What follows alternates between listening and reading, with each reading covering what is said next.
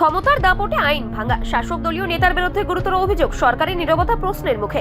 সাবধান, এই সমাজে দায়িত্বপ্রাপ্ত পদে থাকলে কি আইনের ঊর্ধ্বে যাওয়ার ছাড়পত্র মিলছে? মেলাঘরের এক মর্মান্তিক ঘটনা, সেই প্রশ্নই আজ তীব্রতর হয়ে উঠেছে।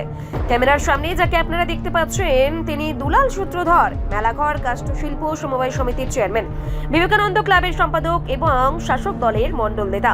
অভিযোগ, গতকাল মেলাঘর পদ্ম ডেপার এক অভিভাবক তার 13 বছরের ছেলের বিরুদ্ধে নালিশ জানাতে গেলে সেই নালিশের পরিপ্রেক্ষিতে কিশোরটিকে শারীরিকভাবে শাসন করা হয়। এরপর যা ঘটে তা গোটা এলাকাকে শোকাস্তব্ধ করে দেয়। কিশোরটি বাড়ি ফিরে এক চরম আত্মঘাতী সিদ্ধান্ত নেয়। তাকে প্রথমে মেলাঘর হাসপাতালে এবং পরে আগরতলা জিবি হাসপাতালে পাঠানো হয়। দীর্ঘ চিকিৎসার পর শেষ পর্যন্ত তার মৃত্যু হয়। আজ বিকেলে পরিবারের পক্ষ থেকে মেলাঘর থানায় দুলাল সূত্রধরের বিরুদ্ধে মামলা দায়ের করা হয়েছে। আমার বাইরে করে বাদিয়া তারে আইতে যেতে দূরে মারে কি কার মারণ ডাকার তারে মারলো, তার দেখলে মানে ফুলা ভাই না, খালি দেখলে তার সার মারে, নেড়ে লাঠি মারে। কে মারে? দুলু সূত্রধর তে তো 14 বছর ফুলা এরকম তার দলি গেলে তার মারে।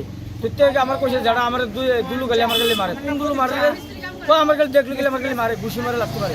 তা আমি যদি এটা কিন্তু কার যুদ্ধ করছি না। সেই দিনকে কি করছে, এই তারে কি করছে, বাজার ওখানে আছে কিতালে তারা কিনে আসতে বেশ কিছু সময় চপ করে ডাল লেটটা দিয়া তার বাইরে নাম বলছে পাওয়া তোমার সেগুলো ডাল লেটা বাড়িতে গেলে না। এর তাতে জীবিত গেছিলে কইছে আমার ডেলি যে আমার মারে এলাকা আমি নিজের কারণে যখন ডেলিছি, আমার কেউ নেই।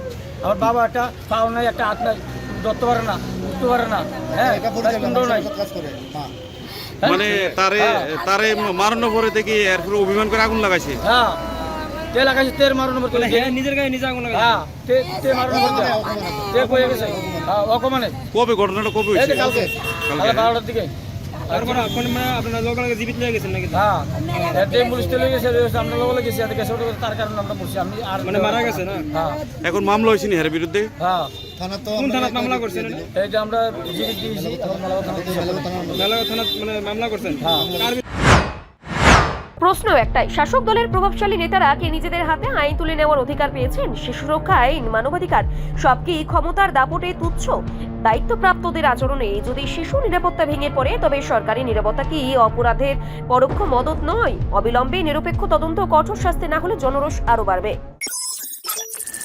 রিপোর্ট সংবাদ প্রতীক্ষা।